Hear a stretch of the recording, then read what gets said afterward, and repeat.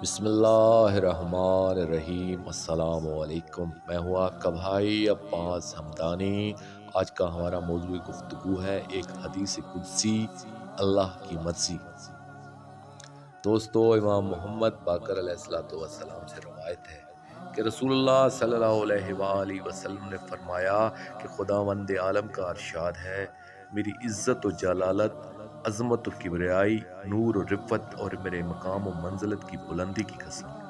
کہ اگر کوئی بندہ بھی اپنی ہوا و ہوس کو میری مرضی اور خواہش پر ترجیح دے گا، مگر یہ کہ میں اس کے امور کو درہم برہم کر دوں گا، اس کے لیے دنیا کو بنا سنوار دوں گا، اس کے دل کو اسی کا دل دادا بنا دوں گا اور اس کو صرف اسی مقدار میں عطا کروں گا جتنا پہلے سے اس کے مقدر میں لکھ دیا ہے، اور میری عزت و جلالت، عظمت و کبریائی، نور و رفت اور مقام و منزلت کی بلندی کی قسم، کوئی بندہ میری مرضی کو اپنی خواہش نفس پر ترجیح دے گا،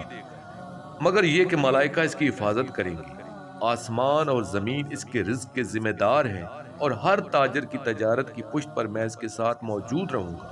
اور دنیا اس کے سامنے ذلت و رسوائی کے لبادے میں حاضر ہوگی۔ بحوالہ عدت الدائی، اصول کافی، بہار الانوار وغیرہ۔ دوستو، آخر میں اپنے پاک شہنشاہ کی بارگاہ میں دعا کریں گے، الجل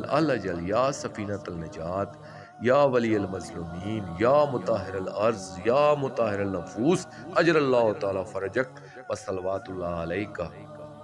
یا ربا محمد و آل محمد صلی اللہ محمد و آل محمد، واجل فرج آل محمد صلی اللہ علیہ وآلہ وسلم۔